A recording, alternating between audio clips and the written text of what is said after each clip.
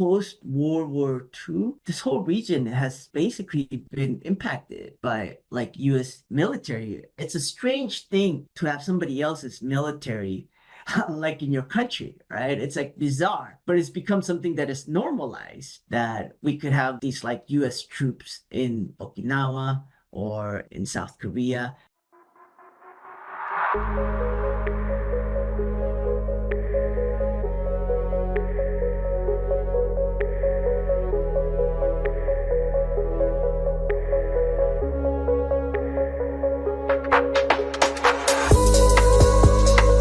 Hello and welcome to the Global Majority for Peace podcast. I'm Fiona Edwards and my co-host is Ileana Chan. This podcast is brought to you every fortnight where we discuss with special guests from across the world our mission of building a global movement against the US-led war drive, which is against China, Russia and many countries in the global south. If you like what you hear, please do subscribe to this channel so you can receive a notification when we release new episodes. And if you do appreciate our work, you can support us by becoming a member of Empire Watch on Patreon, and the link is in the description of this episode.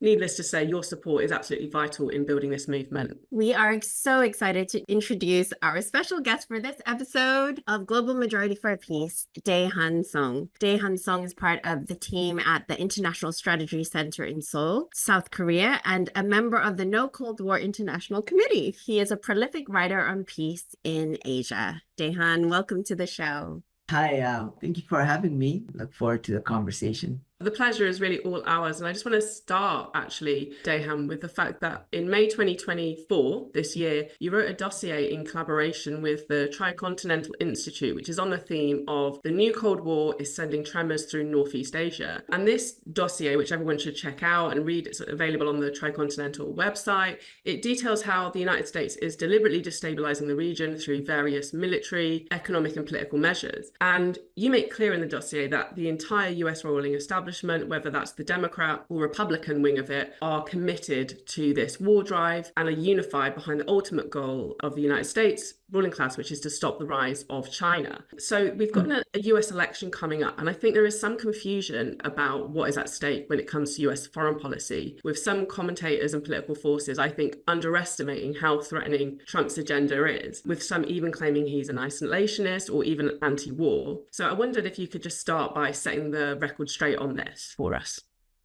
Sure. Well, I think there's kind of like perhaps a few different parts to this answer. And I think maybe first we just start by simply looking at like Trump's slogan, like make America great again. I think when he says making America great again, he's not speaking about greater like participatory democracy or like social services for the poor and the working classes like in Venezuela. By making America great again, he's talking about like generating wealth at the expense of the rest of the world and maintaining US dominance. He's not simply just talking about like creating jobs for the US domestic economy or whatnot. I mean, if you look at his 2017 national security strategy, basically it's kind of like where the US adopted the notion of free and open Indo-Pacific framework, which was itself like an evolution of like Obama's pivot to Asia, and which basically Biden continued, that explicitly targeted China as a threat against US power, influence, and interests. And of course, this is not the posture of an isolationist. The only difference, of course, is that Trump wants US partners to pay more tribute to be part of this US-led global order. For example, he wants South Korea to pay more to house US troops that in effect are guarding US security interests in the region. Like these troops might be stationed in Korea, but one, they're like south of Seoul, which is the most populous region. So basically you have Seoul between North Korea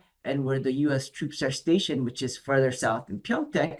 You basically have the most populous city where over like 50% of Korea's population live in. So basically Korea already pays for a large portion of like housing and building. For example, like Pyeongtaek, which is like the largest overseas military base for the United States. And these bases are not necessarily have anything to do with like South Korea. The troops there are kind of like taken to different parts of the region wherever like the US needs them to be. And also a lot of these military bases, they result in a lot of environmental destruction and environmental costs that of course the US military is like not taking responsibility for. Well, basically for me, I think the answer is that unless there's like a massive restructuring in your society and economy to serve people's needs in the planet, like this notion of making America great again, it's always going to be an empire building project which is, of course, the opposite of isolationism. And secondly, I think it's important to note that despite Trump being famous for going off script or saying what he wants, Trump is not a one-man show. He depends on experts that are part of the establishment to help inform his actions. I think like one important instance was around his diplomatic efforts with North Korea. Basically, after escalating things to near conflict by insulting North Korea's leader, Trump quickly pivoted when he saw an opportunity to make a name for himself by achieving some sort of breakthrough with North Korea, right? So he went off script, reaching out to North Korea, which was very different from previous presidents. But despite all the progress that was made during the negotiations and talks with North Korea, at the crucial moment that could have led to a historic breakthrough in the peace process in Korea, Trump simply walked away due to advice and information from his neoconservative advisors. I think we just have to remember that Trump is not an ideologue, he is an opportunist. And within the context of a bipartisan foreign policy consensus around maintaining U.S. world dominance through militarization and intervention, not through isolationism, Trump has neither the will, the ability, nor likely even the desire to do so. And of course, this pivot to Asia was explicitly stated under Obama and then escalated under Trump into a new Cold War, as we have seen an increase in the militarization of Northeast Asia. And there is today a real threat of military escalation. Key to the US strategy has been to build up anti-China military alliances in the region with a number of countries, including South Korea, Japan, Australia, and the Philippines, and others. So there are a number of security agreements and alliances such as the Quad, AUKUS, JACUS, and there is a concern that essentially the US is attempting to build an Asian NATO. Could you talk us through these US security agreements, what the impact of these are in the region, and how are they being received within the countries involved? Well, I think in many regards, this kind of like alphabet soup of what is referred to as minilaterals has to do with the fact that the US is unable to bridge the various regional division and various like varying interests of the countries that are involved in these different arrangements. So, of course, the US is coming up with different arrangements with different countries, yet most of these countries ultimately can't fully align with the US because despite whatever tremendous pressure the US exerts, just the importance of China economically. So, we have countries like India that are part of the Quad, are together at times with the US and at times like go at it alone. I guess as regards to JACUS, which is the one that I am most familiar with, the Japan, Korea, US security cooperation, it's basically an agreement of intelligence sharing between South Korea, Japan, and the US. And it's something around like creating a common operational picture. So before, South Korea and Japan didn't exchange military information directly. And this has to do with the legacy of colonialism and various animosity and unresolved historical issues due to Japanese colonization of Korea. But now South Korea and Japan are obligated to basically exchange military information. And one of the things that happens is that if in the past, this kind of military information was geared towards like North Korea movement or missiles, whatnot. Now it's just for the whole region. So it went from being focused to security concerns around like North Korea to just basically a regional thing around like Chinese, basically in effect targeting China and being part of like US containment strategy for China. I think what also happens is that if, for example, there's like a Taiwan contingency, at this point, like the US, Japan, and South Korea, they have to consult with each other, like given like what is happening. And when you're doing this, you're basically drawn closer to a NATO level alliance where the secure interests become so entangled that it's difficult to not become sucked into a conflict, even if it goes against like your own national interest. So in some regards, I think like Japan, South Korea, United States, the US wants Japan and South Korea to just kind of like follow lockstep. But of course, South Korea and Japan also are trying to figure out like in their heads what is for their best national interest. But this balancing act or like trying to balance like one country against another, it just becomes more difficult when these kind of security arrangements become multilateral, minilateral, right? Because now they're all entangled together. And I think kind of like one interesting point is that for this arrangement to have been realized, the South Korean president Yoon Suk-yeol effectively had to basically forego like claims for reparations for like Japanese colonization, which these claims are being lodged by people that were exploited by Japan, right? Either as sexual slaves or as like slave labor in like horrid mining conditions. And they're dying. And basically the Yoon Suk-yeol administration has says like, that might be the case, but to us, this is more important, right? Just want to kind of get more into the issue of Japan, actually, Dae-Han. So, I mean, as you're basically referring to, Japan is really central to the US's militarization in Northeast Asia. I think today, Japan has 120 US military bases and over 50,000 US military personnel. And under the encouragement of the United States, at the moment, Japan is aiming to double military spending to 2% of GDP by 2027. And of course, Japan has a really shameful history of colonialism in this region, as you were referring to. So I thought it'd be really interesting if you could talk us through that history of Japanese colonialism and imperialism and the threats that a remilitarized Japan poses today and in the years ahead. And also, what are the dynamics within Japan in terms of building a peace movement against this current trajectory?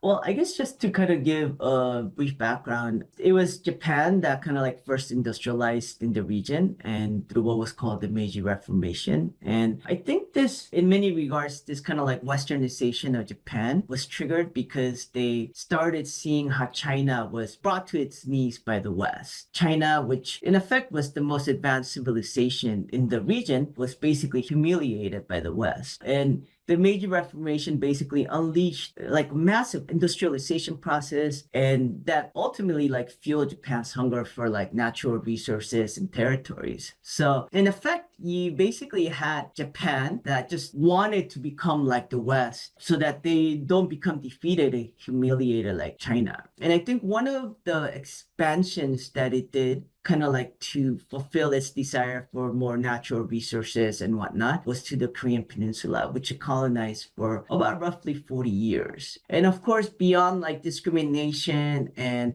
exploitation, Japan also carried out horrid war crimes, right? Including the sexual slavery of 200,000 women, 80 to 90% of them Korean, forced conscription, and slave labor in like coal mines. Of course, when the Japanese were defeated, I think what's interesting to note is that at the beginning, the United States wanted to like completely reform and transform like Japanese society in this kind of like white man's burden type of thing. But China in 1949, when the communists beat the nationalists, basically there was a shift in US policy, and they basically went from trying to do this massive transformation, which involved like allowing unions to form, like giving Japanese women the vote, all these things, totally shifted again to just be like, you know what, forget all that. All we care about right now is just to make sure that we could prop up Japan, which was this strong industrial country, to rearm it again. Before they were trying to like make it into, they forced Japan to sign a peace constitution, right? But now they're like, no, we want you to arm yourself and basically become a bulwark against communism, which they were fearing, right? And in this process, basically they just let the conservative imperialists that had been defeated just come back into power. Right? There was nothing like happened in France or like that happened with the Nazis, right? Where the Nazis were punished for the crimes that they committed, whatnot. And here, like literally the CIA helped prop up these imperialist right-wing politicians to basically form the Liberal Democratic Party, right? Which basically has controlled Japanese politics since 1955, except for like 4 years. So this is very much like the United States saying, forget some sort of like liberal project and let's just focus on just making sure that we have our geopolitical interests taken care of. And that's what they did. And in the process of trying to like just prop up Japan and trying to integrate Japan into kind of like whatever the community, in 1953, there was like this peace treaty, right? Peace treaty negotiations. But the most important countries, the biggest victims of Japan, which was like China, Taiwan, and the Koreas, they were not invited, right? Because the United States basically wanted to simplify the process. And of course, because of that, all these like historical legacies of Japan have not been rectified. And there's also like a certain consciousness among Japanese people where they haven't been made or they haven't had, I guess, the opportunity or the coercion or something to reflect upon their colonial history, right? So that remains. Like you would have Japanese history books that talk about how like the comfort women, they were like volunteers, or that, they got paid, despite the fact that a lot of them had to like take on like 20 soldiers back to back. It's like, who would volunteer for anything like that, regardless of how much you get paid? And people had to work in like situations, highly exploitative situations that kill them, right? In these like coal mines and whatnot. So basically, Japan has not owned up to its colonial history, and the United States played a huge role in this. They just propped up the Japanese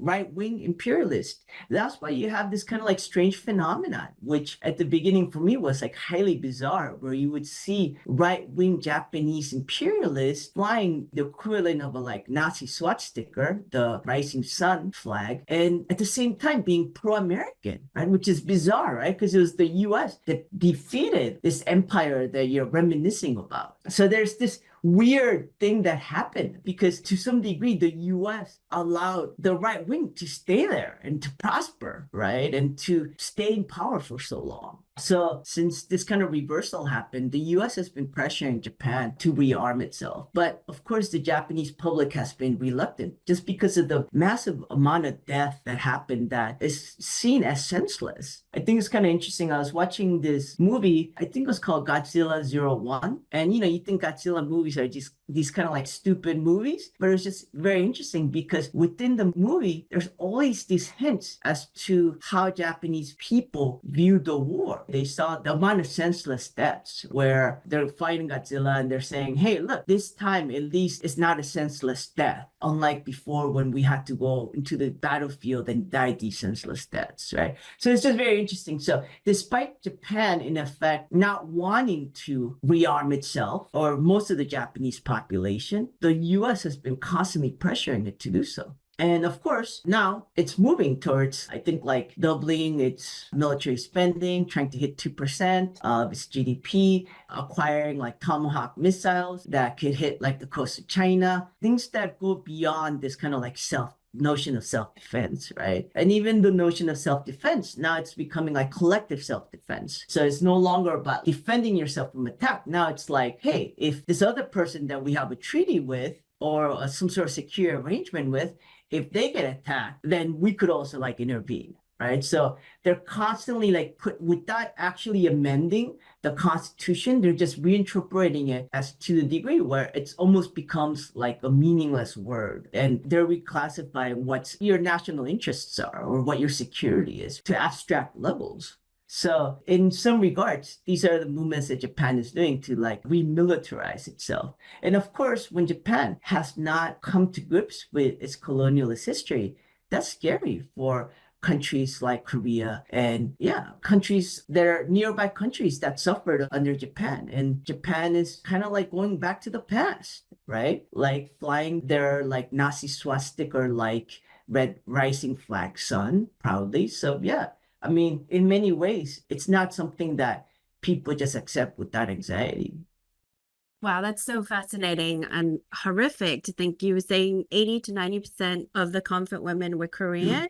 That's what you just said, right? And yet, just to put this in tangible terms, in the sense of the military escalation in that region, in June 2024, South Korea joined US and Japan in the first trilateral Freedom Edge military exercise. So, I mean, this is extremely, you would think, conflicting for South Koreans, the population. Can you give us sort of insight into how the people in South Korea feel about this US military push? And also, what, in your opinion, is US's agenda here?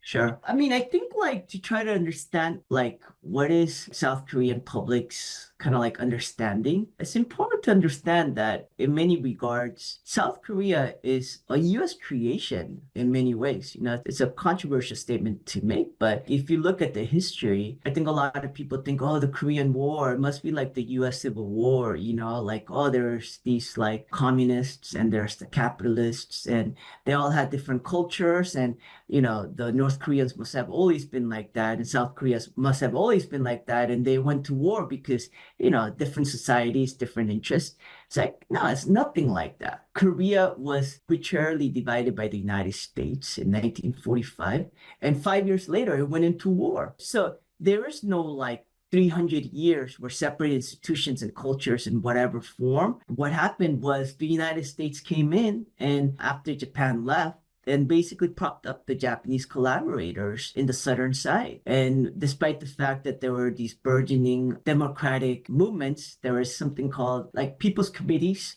that were rising up, and like worker unions and peasant unions. There were all these things that together came into something called the Korea People's Republic.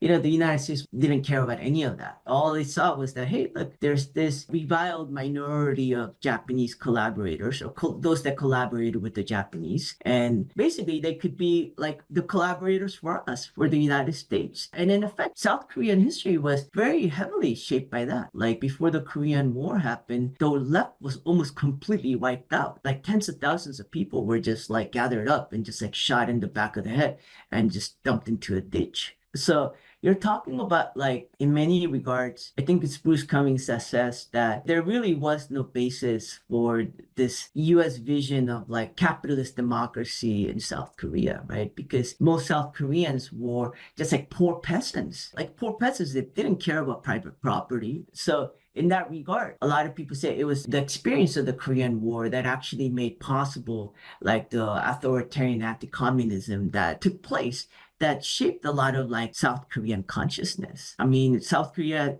even as of today, has something called a national security law that basically says that if you say certain things about North Korea, or if you meet somebody from North Korea, you could end up in prison, right? And of course, it's enforced at different moments based on whether the president is liberal or the president is like conservative. It's kind of like enforced in different levels, but we still live in a society where your career and your political career or your life can be destroyed by being red-baited, And part of it is that's just because that is South Korea. I mean, it's not to say that there's not been resistance. It's not to say that there's not been a left. It's not been to say that there's been moments where progressives and the left were strong and where they pushed back hard. But it's to say that they never were able to get rid of it. Like getting rid of it would be getting rid of the national security law. And even presidents that were lawyers that defended democratization activists that were being prosecuted for this law, even they didn't do anything about this national security law. So I think perhaps more than how much this national security law is enforced being important,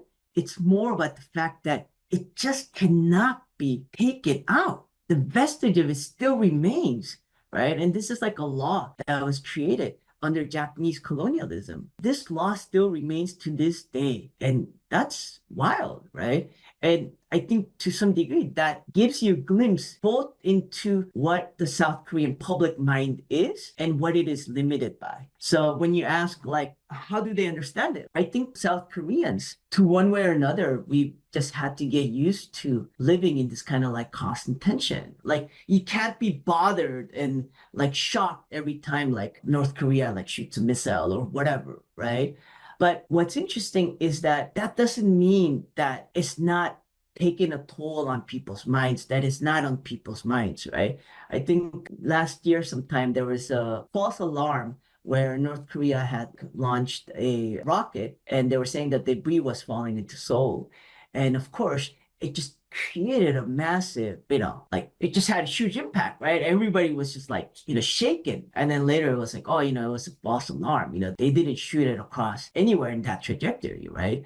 So yeah, I don't know. I think that there is something that is shaping the consciousness. So I guess as regards to your question, it's like, how do they see it? I think in many ways, the imagination of South Koreans is like limited. And it's limited because the bounds of thinkable thought are restricted, like legally and socially to some degree. And I think to some degree, at different moments, I think the South Korean public has reacted differently to the US military, right? When the US military commits like atrocious crimes, like running over two middle school girls on a tank and then being scot-free, getting off scot-free, or when it commits rapes and, when all these kind of like nasty behavior that US military does, right?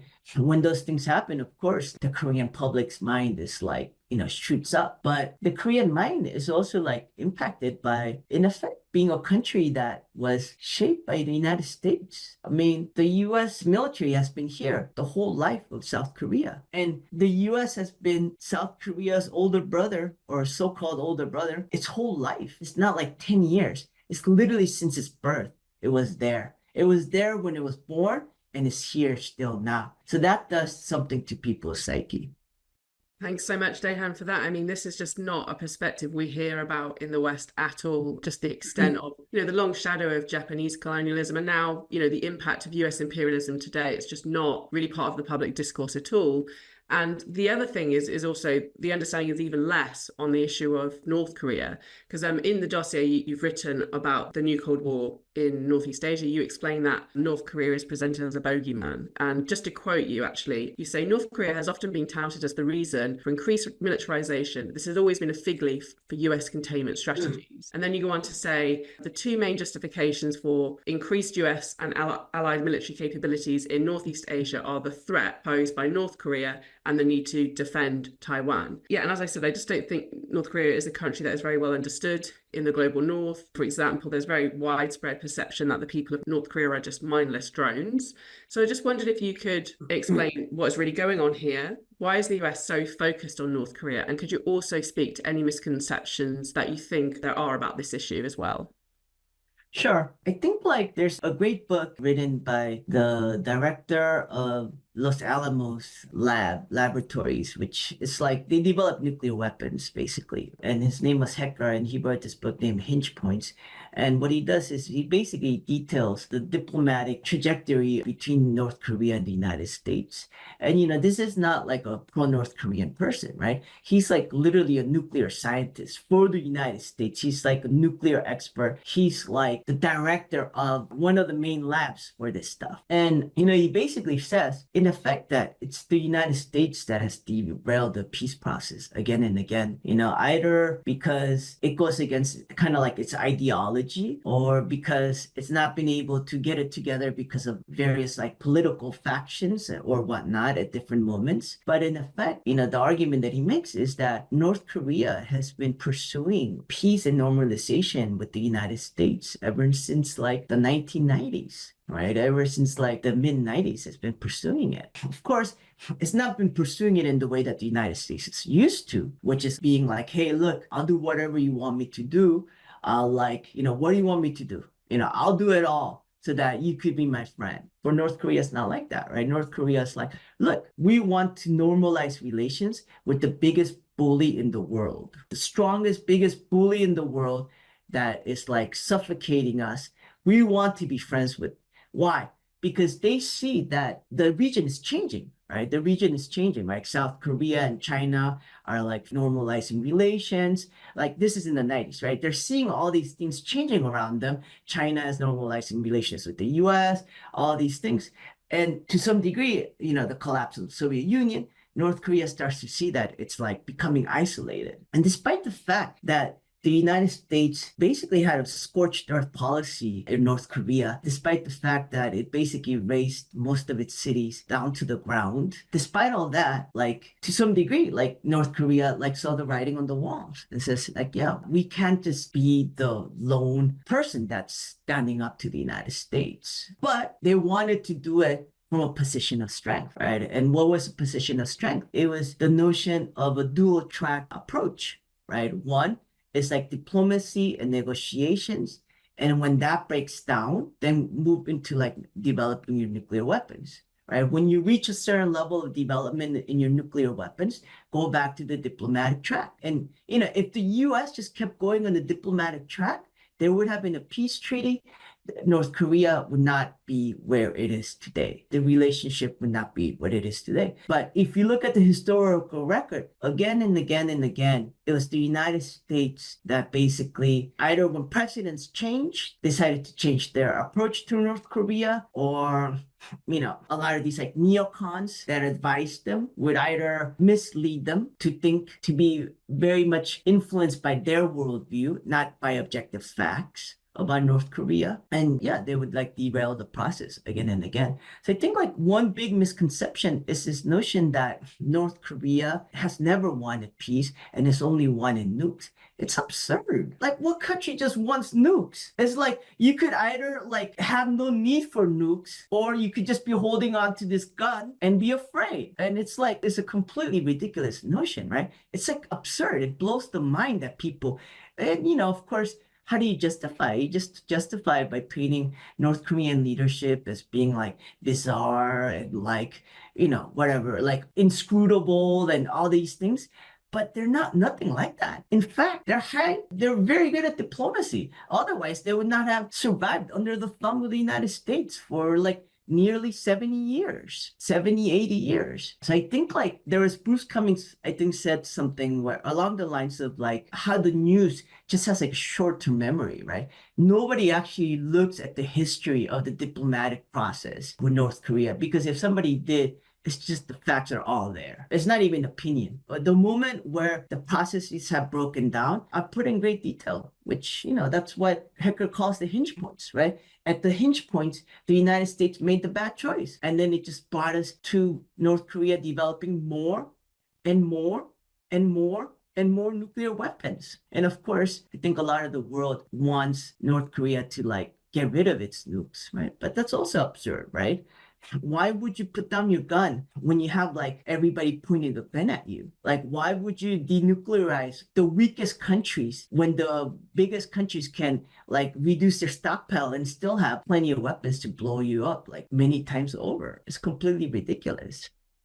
Yeah, and I think we see this pattern of the US meddling, an attempt to create division and conflict in many regions, maybe all regions, really, without even overstating it. So knowing this, and the attempts to do a peace treaty with the US generally fail, how do we create some sort of peace and stability? Or rather, how does that region create peace and stability in spite of US meddling? Yeah, I mean, I think that's a really difficult question. Like, I think movements in Okinawa, I mean, at the end of the day, it's a very difficult question, and perhaps there's no clear answer.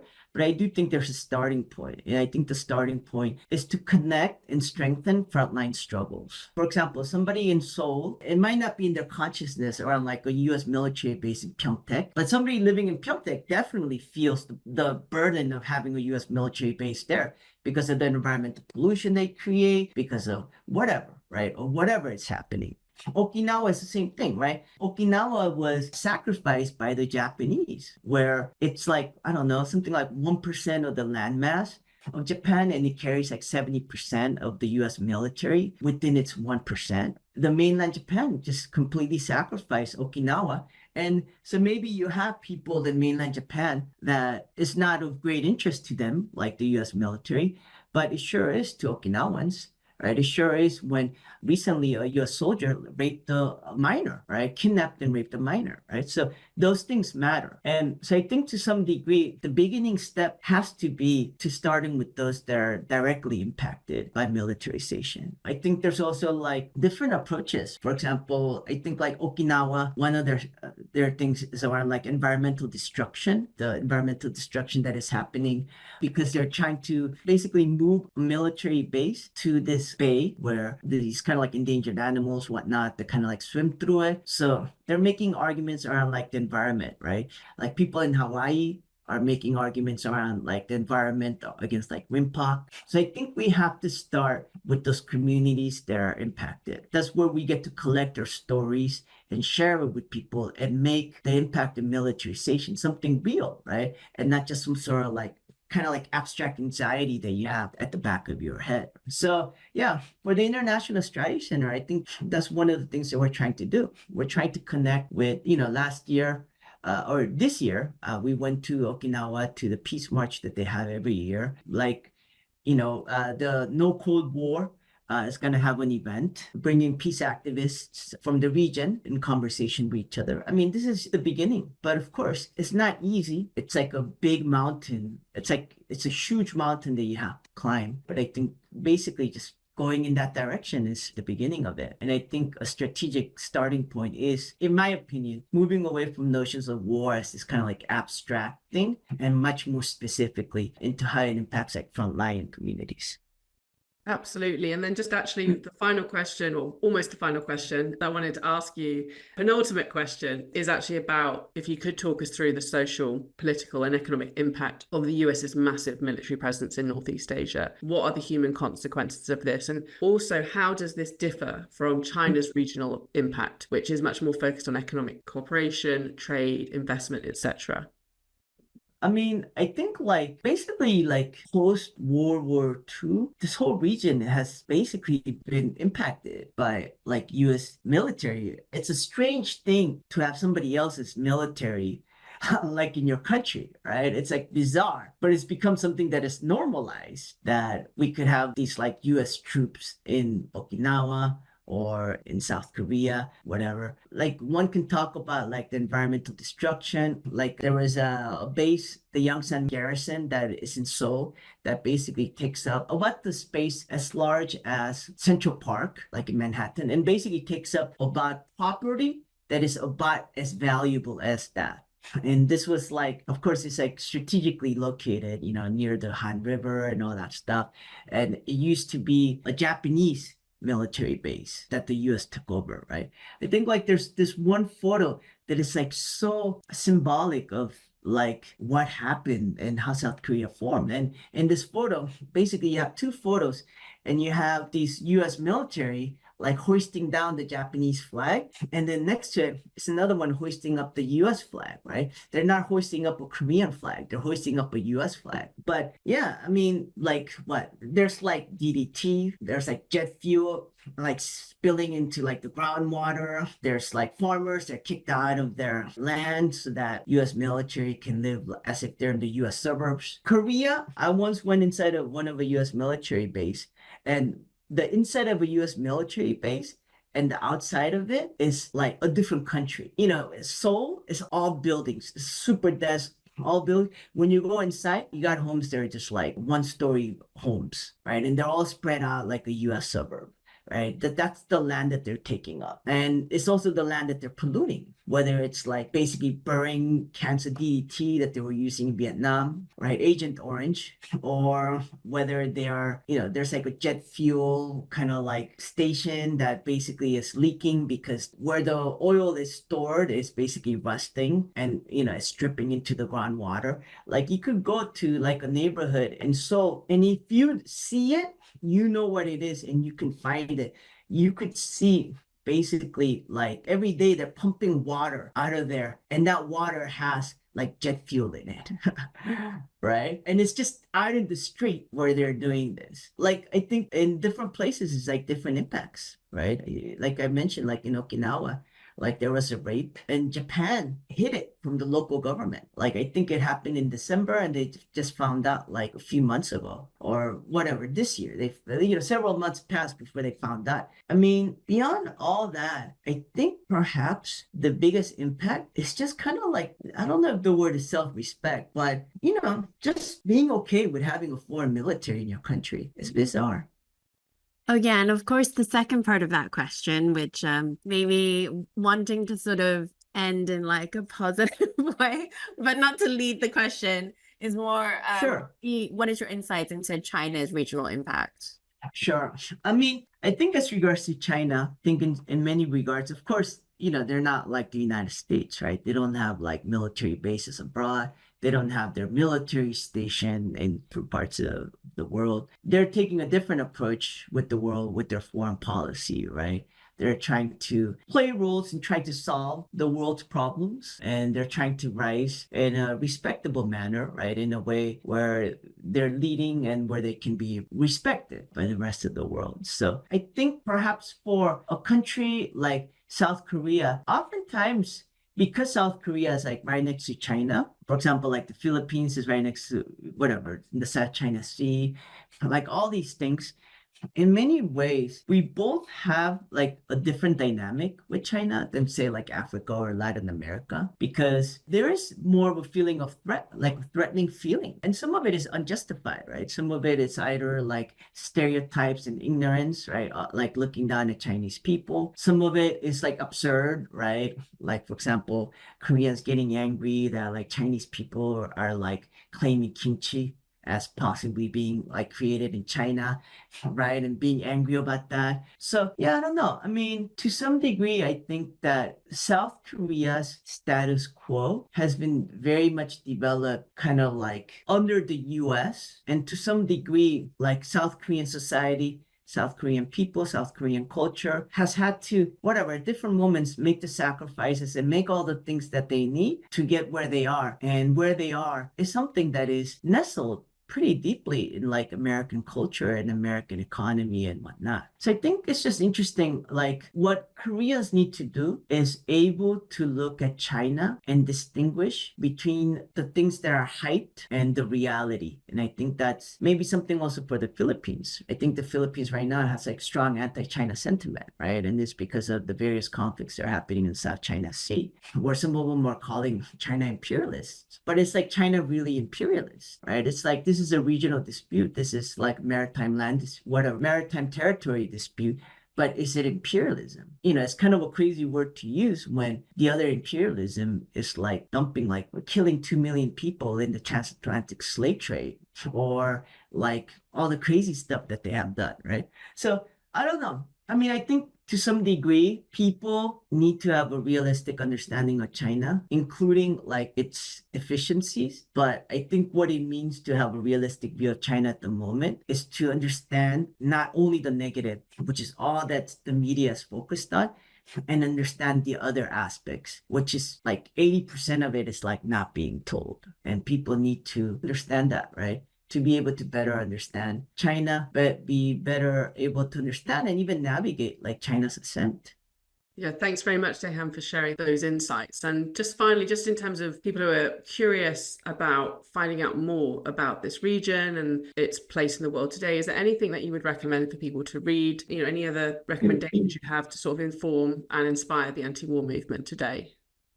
Sure. I would say one, like sign up in our social media, you know, whatever we want to get in contact with you. I guess the other thing is, I think the Tricontinental is putting out some like really amazing research and trying to understand imperialism as it is today, not necessarily imperialism as it was written about like, I don't know, like 80 years ago or something, right? Imperialism as it is today. Or there's a document called Hyperimperialism, which you could find in their website. And I think it's an excellent publication that helps you understand in a very concrete way like how the global order is organized. And I also think that they have various like publications about China, which I also think are like very helpful to try to have a more balanced understanding of China. And of course, I recommend people to take a look at the Tricontinental Dossier, the New Cold War Sending Tremors Through Northeast Asia, which was a collaboration between the International Strategy Center and Tricontinental. There's also a monthly review article, mine, which is Power Concedes Nothing Without a Demand. And basically it's talking about this trajectory and where things are with North Korea, because things have changed quite a bit as the US actions are breaking the region into camps. North Korea's path is also looking different, right? So I try to analyze that and how to move forward in that regard. And of course, that's a special issue of the monthly review that also has great articles by various other writers. So yeah, I would recommend that, the special summer edition too. And you know, Hecker's Hinge Points. That's a great book if you're trying to understand North Korea. Thank you so much for that. And we will put definitely your dossier down in the descriptions, as well as all your social media and our social media. Please follow us all. And if you like our work, you know, we are on Patreon, so please support us there. And do we have any final concluding remarks, Fiona? No, just thanks so much, Dae-Han, for joining us. Like, it's really important to kind of get this perspective, which we just don't hear about in the Western media at all, and just the kind of nuances and complexities of what's going on. But, you know, I think the kind of key message you're putting forward around, you know, the devastating impact of US militarism in the region, and how it's really important that, you know, this threat of a war drive in the region is sort of halted. And, you know, definitely be interested to have further conversations about how, you know, all these movements in the region that there are in terms of the peace movement, how we can sort of amplify and support those as well. Absolutely. Thank you, Dae-Han. Thank you, everyone. Great. Thank you.